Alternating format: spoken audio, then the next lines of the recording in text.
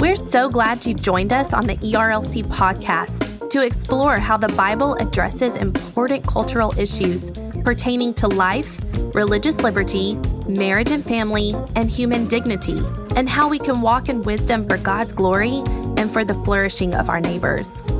If you're enjoying this podcast and find it helpful, please leave a review wherever you listen. This will help more people find and benefit from what we're learning together. We are grateful for the time you take to join us for these conversations.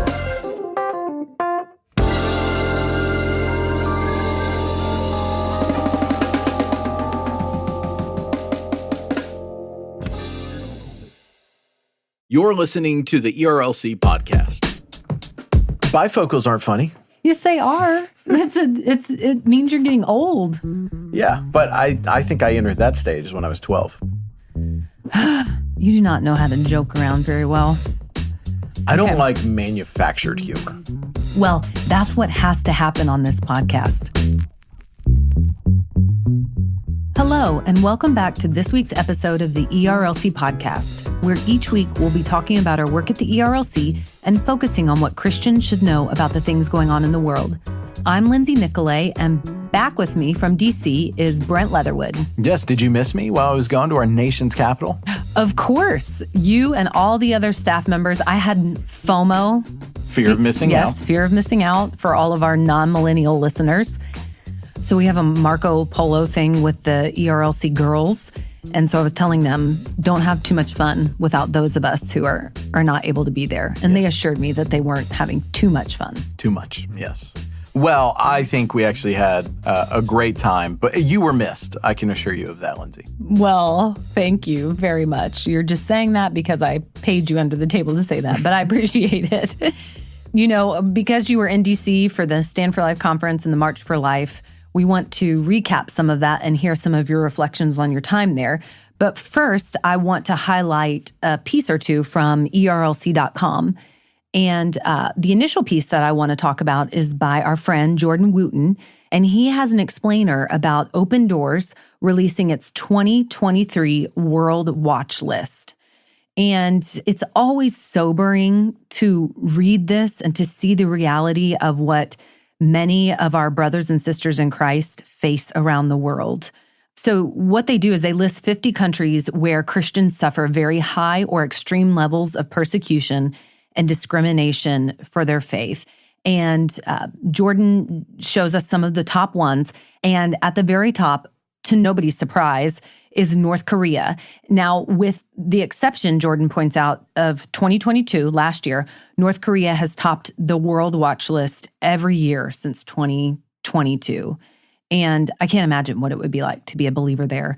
And in addition, you have places like Sub-Saharan Africa, China, which we've talked about multiple times with the Uyghur genocide going on there, Afghanistan, and then you also have places like Yemen, Sudan, Libya, Nigeria, Pakistan, Iran. We need to be reminded to be praying and to be partnering with organizations like Open Doors, who are doing work in these countries, raising awareness of the persecution that our brothers and sisters are facing. Jesus reminded us to remember those who are in prison. We are to remember them. And I, for one, need to repent of being so forgetful in the luxury that I experience here in our country. Well, I would say there's a couple of things that somewhat surprised me. I mean, based on its history, North Korea retaking the top spot shouldn't be all that surprising. However, last year, Afghanistan and just the disastrous effects of America's disengagement from Afghanistan and the fallout we're seeing. I mean, it has become such a dangerous situation, and a situation where rights that we're fully accustomed to have just continued to be rolled back. I mean, just recently, you know, the focus on women being educated, young girls being educated, those have completely been taken back by the Taliban. And so I actually am somewhat a little bit surprised that it didn't retain the top spot, just because that news is continuing to be surfaced. And then also China. Now, that said, Open Doors focuses on Christian persecution. So that's why maybe it's not a little bit higher. What's ongoing there is a genocide of the Uyghur people, who are, vast majority of them are Muslim. But it's what you said before. It is so easy to just kind of get lost in our American or Western, either, day-to-day challenges or travails, or just, the luxuries that we have that makes us forget there are other parts of the world where people are facing significant life and death, oppression of basic rights.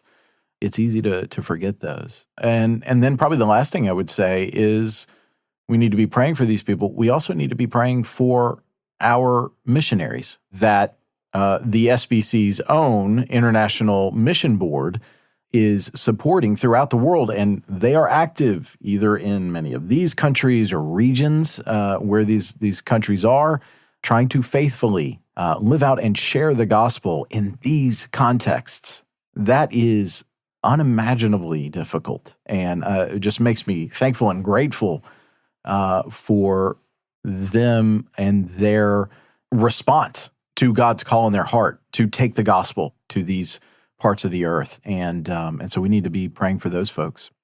Well, it reminds me, my church, where I'm a member, our pastor is always faithful at the beginning of the service to pray. He has a long pastoral prayer, and in that he prays for Christians who are being persecuted, specific countries. And this past Sunday, we actually had a pastor and his wife from a country that we support, church that we support, who are being affected by the war in Ukraine and the conflict in Ukraine, and they have actually had to flee to another country because of political persecution in particular that's happening there. And just to see real life people who are having to flee because they run the risk of being jailed. That one of the pastor's wives had already been jailed and had faced some persecution is just as astounding to see. And another one of the church members who's familiar with the situation was talking about how the IMB has missionaries there at the border of Ukraine and handing out supplies, providing food, because many people are leaving without, just with the clothes on their back or just a suitcase. I can't imagine. So like you said, I'm thankful for the work that the IMB is doing. Absolutely. And then next up, I want to highlight an article by actually a former intern, Anna Claire Flowers. However, when she was interning with us, her last name was different. And while she was interning, there was a love connection there. ERLC Harmony strikes again. That's right. ERLC Harmony. And so she wrote a reflection on the March for Life, 3 lessons from the March for Life. And I really enjoyed this beautiful reflection. She talked about praising God for our freedoms and how the ERLC is involved in conversations and work regarding preserving religious freedom, and just how in the religious or in the global context in which we live, she said, petitioning the government with hope and joy is a rare sight and one to be treasured. Because just like I said, this church we partner with my church, if you speak out against the government, you are being persecuted and targeted for that purpose. And then she talked about embracing interfaith and interdenominational efforts. We have some significant disagreements with people, but we agree on the life issue, and we need to partner to get all we can get done in order to save the most lives that we can and care for vulnerable women. And then she mentioned proceeding faithfully. And this is in the context of our pro-life work needing to reflect our Savior, that unfortunately there have been many things done in the pro-life movement that have not reflected Christ and have not reflected his truth and his mercy and his grace. And I appreciated her reminders. And she just talked about how this march, it was a march of victory this time because Roe has been overturned, but there was didn't seem to be any less excitement or urgency over the fact that there's still a lot of work to be done. And in light of that, Brent, in light of Anna Claire's reflections, I would love to hear just about your time and our staff's time in DC and what you took away from your time there.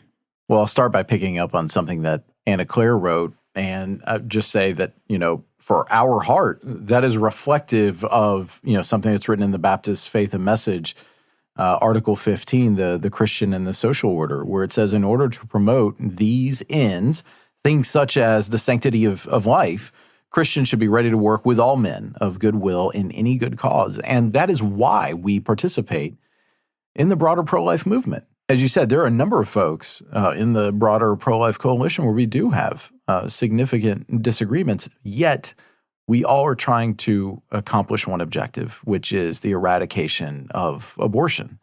And so I'm really thankful that she, highlighted that in her part. And, just to kind of move on to last week and being a part of the march, I told several reporters that we spoke with last week that I really think that the sense you're going to get, the mood that you're going to get from all these folks from various backgrounds that are coming here and who have faithfully come to Washington, D.C. each year since the Roe decision. This year, though, there's going to be a mood of celebration, and rightfully so, because Roe has been overturned. Roe is no more.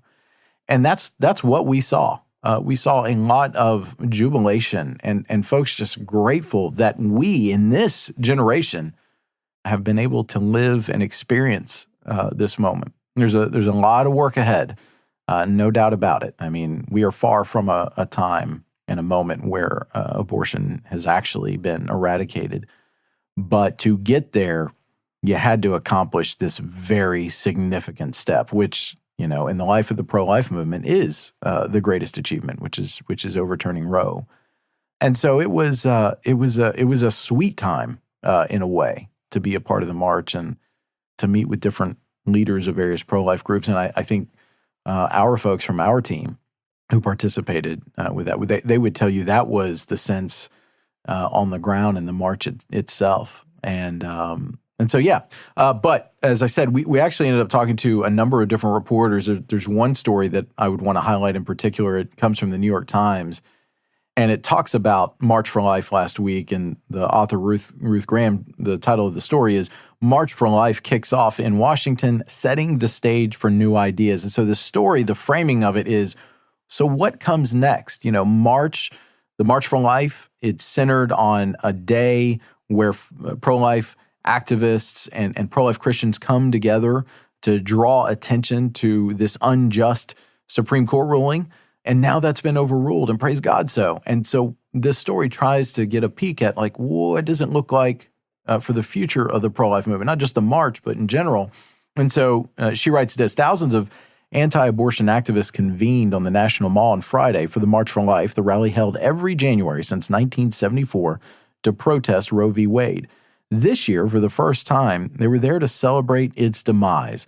And with Roe defeated, the movement's veteran leaders stressed it was an opportunity for new ideas, organizations, and voices to rise and inject fresh energy into the fight.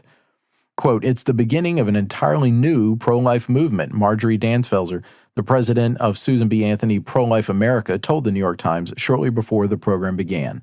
"Our job just increased times 50. Her organization's priorities," she said, "are passing the most ambitious anti-abortion state legislation possible and working to elect a, quote, fight-ready anti-abortion candidate in the 2024 presidential election." Further down in the story, she writes, "Many activists say they see a reset as a positive," and she actually talked to me for this section. And I told her, "Dobbs has provided an incredible opportunity for innovation in the pro-life movement, particularly at the state level." Mr. Leatherwood was among the attendees at a private convening this week for Stand for Life, an organization that started a few weeks ago as an alliance of more than 100 existing groups with the goal of building unity. One of its first projects is a curriculum on abortion and other life issues to be distributed to churches. The group was founded by Lauren McAfee, a granddaughter of the founders of Hobby Lobby. And so that's a part of what we were there for last week as well. We talked previously on the podcast about the Stand for Life launch and our now former colleagues, but very close friends who are leading that organization. And so this week was about coming together, celebrating, and then convening to figure out the path forward for the pro-life movement. And it was a great time to be in Washington. I told the team on our staff call at the beginning of the week, I honestly think it was a tremendous week for us at the ERLC and for the broader pro-life movement. Did you feel any sense of heightened security or increased protests compared to past years since the overturning of Roe? Or did it largely feel the same? No, there wasn't a noticeable increase in security. Part of that might be because, there was no presidential speaker. A couple years ago, President Trump spoke there. Prior to that, Vice President Pence spoke there. So you had these moments where there definitely was an increase and noticeable security presence. This year, there wasn't that. Probably the highest profile elected official was the new House Majority Leader, Steve Scalise from Louisiana. He spoke, and then the biggest kind of private speaker was former NFL coach Tony Dungy, who spoke. So you certainly had some big names, but none that required this massive security presence. And so no, it was like I said, it was a moment of celebration, and I didn't notice any protests. Honestly, they did close off a number of streets. Getting to the airport was a bit of a challenge once the programming had concluded. But that's actually fairly typical. Kind of going back to Anna Claire's article earlier, reminding us, and the article from the Baptist Faith and Message about working together with people to achieve the same goal, people who believe differently to achieve the same goal. She had a funny little anecdote because a small group from the ERLC, including people with babies, pushing strollers, they were walking, and then they almost got bowled over by another group of very eager individuals, younger individuals from a different faith background. And Hannah was like, isn't this just the perfect picture of the pro-life movement sometimes? We are all together moving in the same direction for the same goal, but we're going to knock each other over in the process. Right. And that, such a good description, and hopefully will not be the case in the future. The next thing I think bears talking about is George Santos, the talented Mr. Santos, who is the newly elected and newly sworn in member of Congress for New York's 3rd Congressional District. And the reason I say that, some of you may know a little bit about him just based on what you've seen on the news, which is basically his entire resume and background as we know it has been completely fabricated. As a matter of fact, we're not actually sure what is true about his background, whether it is his marital status, his citizenship, his professional background. All of it seems to, he says, embellished. No, it seems to be just not true at all. A lie, right? How do you juggle that many lies is what I want to know. Yes. And so I actually authored a piece that appeared this week in USA Today calling for Mr. Santos to step down. Some folks may say, is that really what, the ERLC should be doing? Let me say, I think it actually is, precisely because the nature of the allegations against him are, all of this is fraudulent, and we are the Ethics and Religious Liberty Commission. And so obviously lying has any number of ethical implications to it. But beyond that, I think his continued presence in Congress does really significant damage to the institution itself. And that was part of my piece, which we'll link to in the show notes. I focused on some of the institutional damage that's done. And so currently, ongoing, it's Congress and him continuing to represent people there, people that he, honestly, the way I put it here, he scammed those voters by telling them all sorts of these things that just weren't true. But the fact that wasn't uncovered earlier, some folks have taken the tack of blaming the media. Maybe there's some validity to that. But what I would actually submit, the bigger institutional harm that's been done is actually to the political parties themselves. When an individual puts their name forth to be the standard bearer for the party, typically the party that he or she wants to run on does some very basic, although can be very significant, background research on the individual. And should they start going through the process, so does the opposing party. And it appears that neither the Republican Party in New York or the Democratic Party in New York or the national parties did that.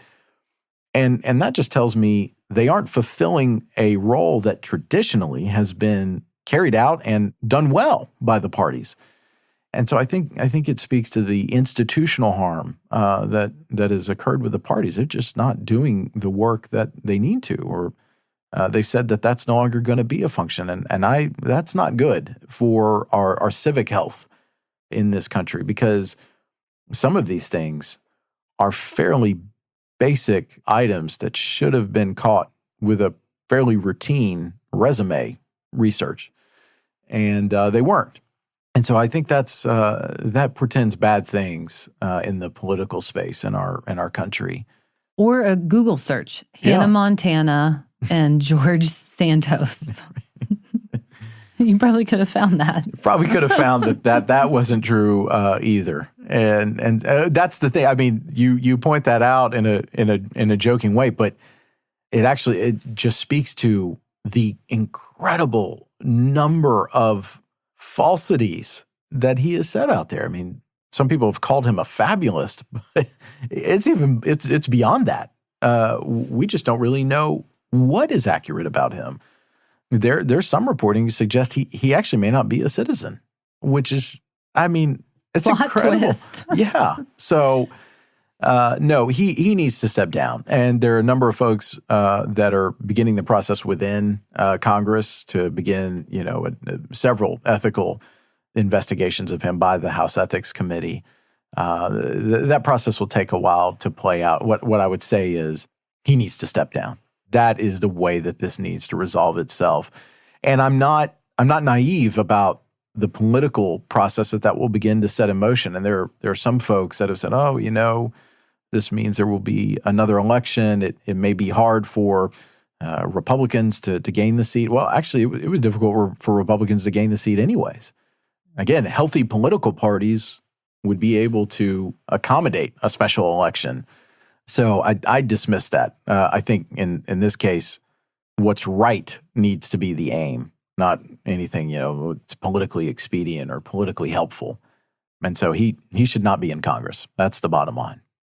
Well, I wanted to sum it up, going back to why is this something that Christians should care about, pay attention to, and Southern Baptists care about, pay attention to. And this was what you said at the end. You said, along with the political arena, this issue is also surfacing in institutions of business, culture, and religion, sacrificing traits like decency, integrity, and honesty, all for the sake of making a buck or placating a base, ultimately leads down a path of destruction. For Christians who say we believe that our internal and external lives should be consistent, guided by enduring and eternal truths, shining a light on this culture of scam should be a natural response. Failing to do so causes harm to our institutions, our churches, and our souls. So again, I think that highlights why it is something we should pay attention to and care about. Yeah, and for the folks in our audience who are specifically Southern Baptist, there are multiple resolutions that speak to the moral standards that we believe public leaders should guide themselves by. So just a couple that I highlight here. 1973, in the wake of the Watergate scandal, we stated our hope that Christian citizens will demand integrity of all politicians who serve them. 1998, after the Clinton scandal, we pointed out that tolerance of serious wrongs by leaders sears the conscience of culture. It absolutely does that. And then most recently in 2017, we called on public officials to conduct themselves according to the moral standards set forth by God's revealed truth. So our convention of churches has demonstrated a long history in caring about this specific issue and saying we absolutely should demand better from our nation's elected officials. And I'm sorry, but on every count, George Santos fails, and thus he should not be in Congress. Another issue that I was curious for us to cover and you to talk about this morning are this news that we're hearing about classified documents being at the homes of former presidents or vice presidents. And what does this mean? What is the big deal? Obviously, we don't want classified documents just floating around. So can you talk a little bit about that? So the best way to begin is a story that kind of covers this, and we found one at Axios.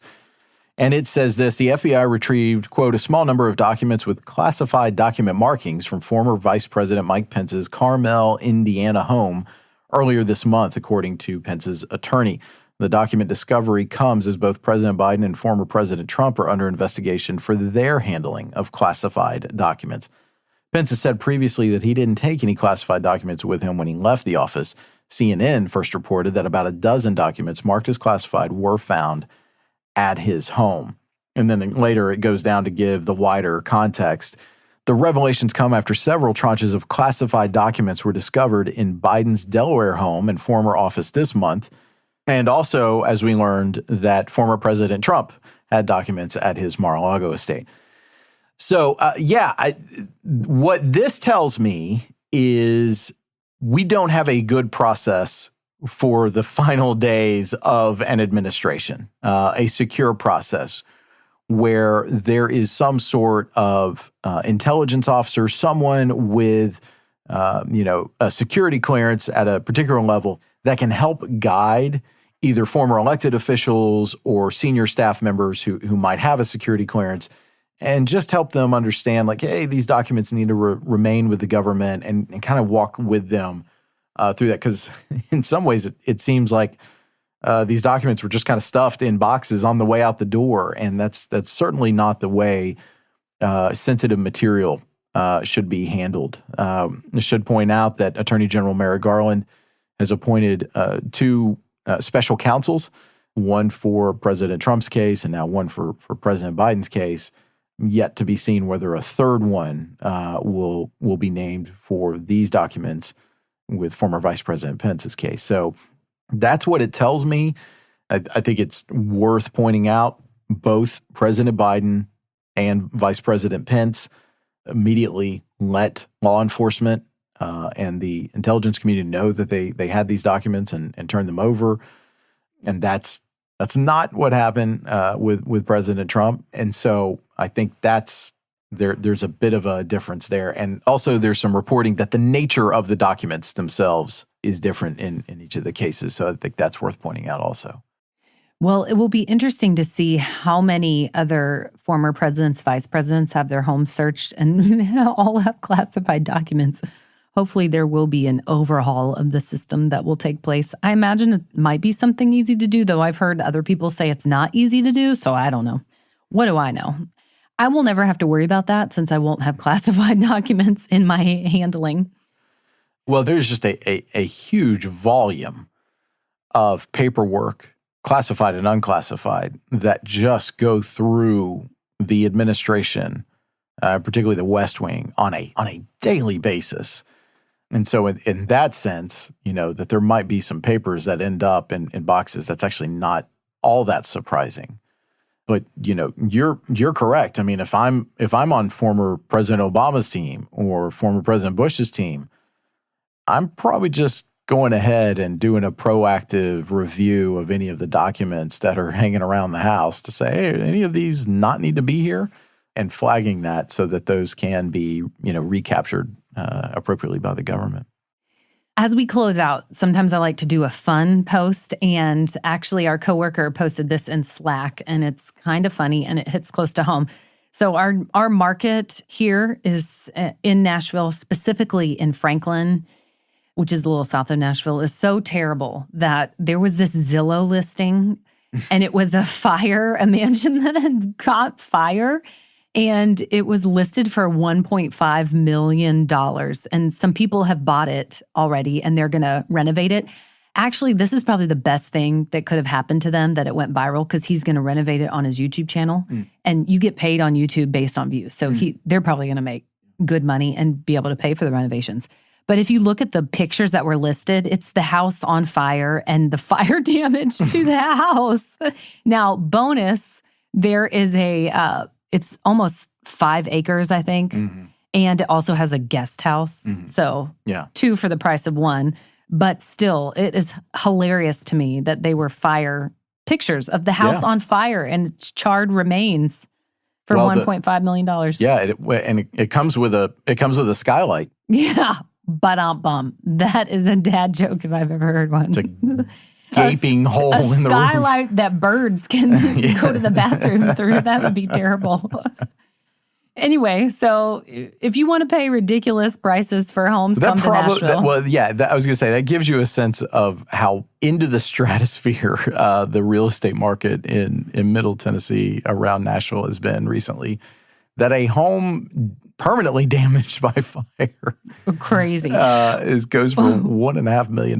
Well, one of the pictures says there's 4,200 plus square feet in the basement. So there you go. But there's no damage to the basement walls. So the rest of the house, you have to find out. So. I mean, the room, I just have to describe this to you. It shows a picture of a room that has obviously been charred. I mean, there's damage. There's stuff that's all on the floor. And it says in this tacky red typing that somebody tried to make their own image, this room sustained the least damage, ...